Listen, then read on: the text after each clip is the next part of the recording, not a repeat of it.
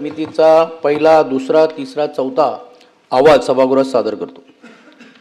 पंचायती राज समितीचा पहिला, दुसरा, तिसरा, चौथा अहवाल सभागृहात सादर करण्यात आला। अनुसूचित जाती कल्याण समितीचा पहिला अहवाल सभागृहात सादर करणे। सभापती महोदय, मी आपल्या अनुमतीने अनुसूचित जाती कल्याण समितीचा पहिला अहवाल सभागृहात सादर करतो। अहवाल सादर करण्यात आला।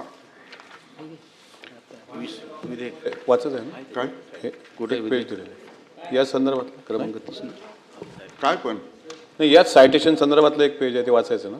नाही, भाषण नाही, भाषण। ठीक ठीक। मुख्यमंत्री महोदय। माननीय सभापती महोदय, मी एक विशेष विनंती करण्याकरता या ठिकाणी उभा आहे। हे जे थोडे सायटेशन वाचतो आणि मग त्याच्या संदर्भात सांगतो। महोदय, महाराष्ट्र विधानसभेने संमत केलेले सन 2026चे 20वी क्रमांक 30 भारतीय न्याय संहिता सुधारणा महाराष्ट्र सुधारणा विधेयक 2026 मी आपल्या अनुमतीने मांडतो। विधेयक मांडण्यात आले।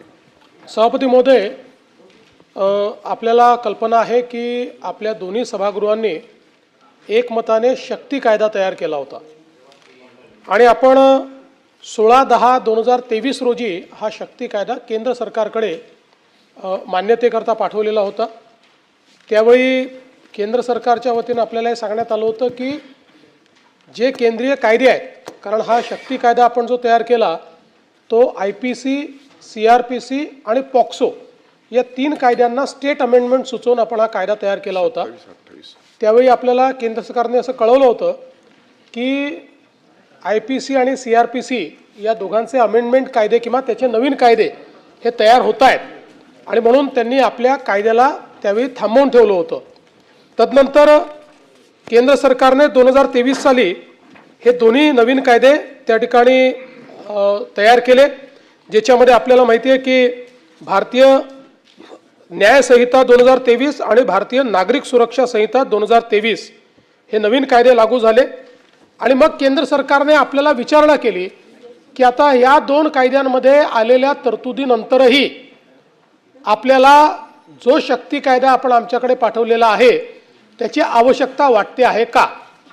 आणि म्हणून मग आपण त्या संदर्भात एक कंपॅरिझन करण्याकरता एक समिती तयार केली आणि या समितीला आपण कार्यकक्षा दिली की आता या तिन्ही कायद्यातल्या तरतुदी ज्या नव्याने झालेल्या आहेत आणि आपल्या शक्ती कायद्यातल्या तरतुदी या दोन्हीचं कंपॅरिझन करायचं आणि मग अशा कुठल्या तरतुदी आहेत की ज्या BNS आणि BNSS मध्ये नाहीत त्या संदर्भातला आपल्याला तुलनात्मक रिपोर्ट हा त्या ठिकाणी सादर करावा। समितीने DGच्या अंतर्गत ही समिती होती। DGच्या समितीने याचा कंपॅरेटिव्ह अभ्यास करून आपल्याला एक रिपोर्ट सादर केला आणि त्या रिपोर्टमध्ये त्यांनी सांगितलं की 2 तरतुदी वगळता शक्ती कायद्यातल्या सगळ्या तरतुदी आता BNS आणि BNSS मध्ये आलेल्या आहेत। त्यामुळे या जर 2 तरतुदी आपण स्टेट अमेंडमेंट म्हणून या ठिकाणी केल्या तर शक्ती कायद्यात आपण केलेल्या सगळ्या तरतुदीची पूर्तता होईल।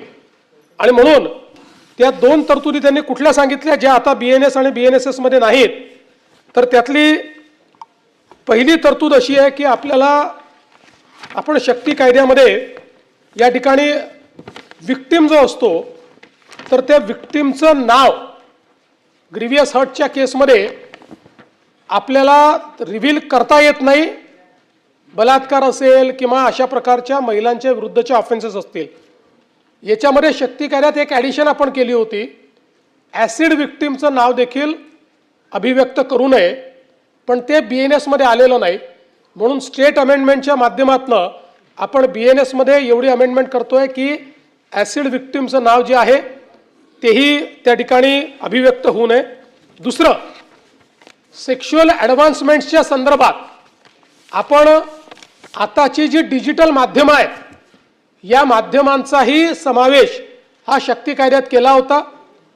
BNSने त्याच्या ज्या डेफिनेशन्स आहेत त्या डेफिनेशन्समध्ये त्यातल्या काही गोष्टींचा अंतर्भाव नाही केला, पण काही गोष्टींचा अंतर्भाव केला नाही आणि म्हणून तो अंतर्भाव होण्याकरता दुसरं अमेंडमेंट आपण करतोय की ज्याच्यामध्ये आपण असं म्हणतोय दूरध्वनी, ईमेल, सामाजिक माध्यम, मंच किंवा इतर कोणत्याही इलेक्ट्रॉनिक किंवा डिजिटल संवाद माध्यमाद्वारे अश्लील अथवा कामुक स्वरूपातील आक्षेपार्ह संवाद करणे, स्त्रीच्या शरीराचा कोणत्याही भाग वास्तविक किंवा बनावट चित्रण, तसेच स्त्रीच्या कोणत्याही लैंगिक कृत्यात सहभाग दाखवणारा कोणताही ध्वनी किंवा दृश्यफीत, ऑडिओ किंवा व्हिडिओ इलेक्ट्रॉनिक किंवा इतर कोणत्याही माध्यमातून अपलोड करण्याची किंवा प्रसारित करण्याची धमकी देणे,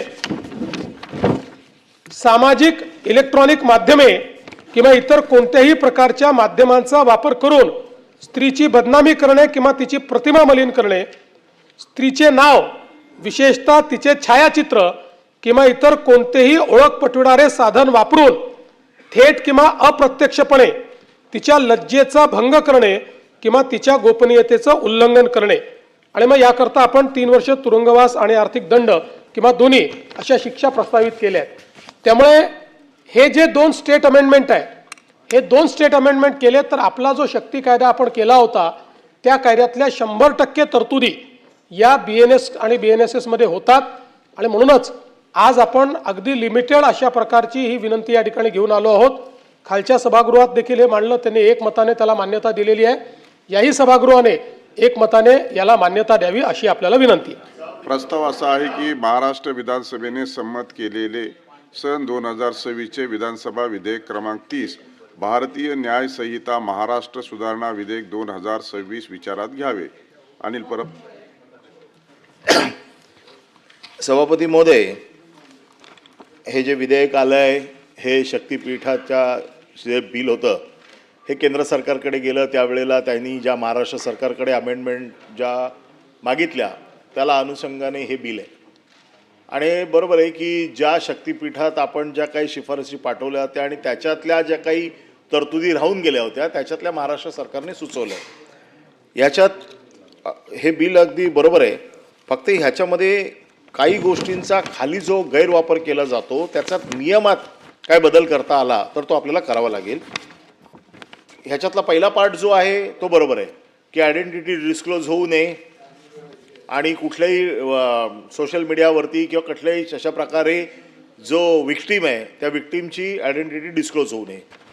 परंतु जो 75मध्ये ह्या अपराधाबद्दल जो दोषी ठरतो याच्यामध्ये सगळ्यात ज्या वाईट केसेस आमच्याकडे येतात त्याच्यामधला हा जो 1 नंबर आहे शरीरास स्पर्श करणे.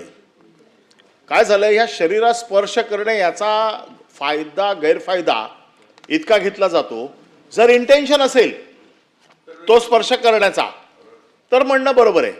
जर पर्पजली जर असं कोणी काय केलं असेल, त्याचा विनयभंग केला असेल किंवा त्याच्यावरती बलात्कार करण्याचा प्रयत्न केला असेल, परंतु झोपडपट्ट्या असतील, म्हणजे काही ठिकाणी शेजाऱ्यांमध्ये मारामारी होते, घरातल्या बायका ह्या घरातल्या बायका त्या घरातल्या बायका, या घरातले पुरुष त्या घरातले पुरुष एकमेकाशी मारामारी करतात. आणि मग अशा वेळेला ज्याची पोलीस स्टेशनला ओळख आहे ती दुसऱ्या पार्टीवरती अशी केस घेतली जाते की ह्याने माझा विनयभंग केला, याने माझा बलात्कार करण्याचा प्रयत्न केला. आता त्याच्यामध्ये इंटेन्शन मारामारीचं आहे, याच्यात इंटेन्शन कुठलं अशा प्रकारचं इंटेन्शन नाही की त्याच्यात लैंगिक कृत्य करण्याचं इंटेन्शन नाही आहे. पोस्कोच्या केसेसमध्ये देखील हे बऱ्याच मोठ्या प्रमाणात होते. पोस्कोची ओरिजिनल डेफिनेशन जी होती तिला ज्या वेगवेगळ्या अमेंडमेंट आल्या त्याच्यामुळे आता असं झालंय की खरोखर या भानगडीत पडावं की नाही. कारण मध्यंतरी एक केस मुंबईत अशी झाली की एक अल्पवयीन मुलगी एका मुलाबरोबर पळून गेली आणि म्हणून मग त्याच्या ओळखीच्या नगरसेवकाला ते लोक गेले की बाबा तुझ्या ओळखीची आहेत, जरा प्रकरण मिटवून टाक. त्याने मिटवलं, त्यांच्यासमोर प्रश्न मिटला की बाबा आता चला ठीक आहे यांचं लग्न लावून द्या. लग्न लावून दिलं. लग्न लावून दिल्यावरती मुलगा परत थोडे दिवस राहिला आणि दुबईला पळून गेला. त्या नगरसेवकाला 6 महिने आतमध्ये ठेवला होता. त्यामुळे ह्याचा गैरफायदा कोणी घेऊ नये. हे जो शरीरास स्पर्श करणे याच्या मागचं इंटेन्शन तुम्हाला नियमात ऍड करता आलं. जर नियमात दुरुस्ती केली तर बऱ्याचशा गोष्टी, अदरवाईज आम्ही देखील सोशल फील्डमध्ये काम करणारे लोक आहेत, कोणाची एकाची बाजू घेतली तर दुसरे आमच्यावरती अशा प्रकारे आरोप करतात की विनयभंगाची केस झाली. आता आपल्याला माहिती आहे की नगरसेवकांवरती, शाखा प्रमुखांवरती, कार्यकर्त्यांवरती विनयभंगाची केस टाकणं फार सोपं झालंय. आणि मग ज्या वेळेला आमचे इलेक्शन कमिशनला जेव्हा जातो आमचा ॲफिडेव्हिट, तेव्हा लोकांना काय वाटतं, अरे हा विनयभंगाच्या केसमधला आरोपी आहे, ह्याला काय मत द्यायचं. आणि त्यामुळे याच्यात नियमात आपण जरा दुरुस्ती करावी. याला जर तुमचं इंटेन्शनचं अमेंडमेंट जर नियमात करता आली तर अमेंडमेंट करून किमान ह्या सभागृहात बसलेल्यांची तर सुटका करा पहिली. तर त्याच्यामुळे माझी विनंती आहे की बिल बरोबर आहे, अमेंडमेंट तर झाल्याच पाहिजेत. कारण ज्या बिला शक्ती बिलाच्या कमिटीवर मी पण होतो, मला माहिती आहे की त्याच्यातल्या काही तरतुदी या दुरुस्त करून आलेल्या आहेत. फक्त ही माझी अमेंडमेंटची सूचना मान्य करा. शशिकांत शिंदे. सभापती महोदय, या ठिकाणी या विधेयक क्रमांक 30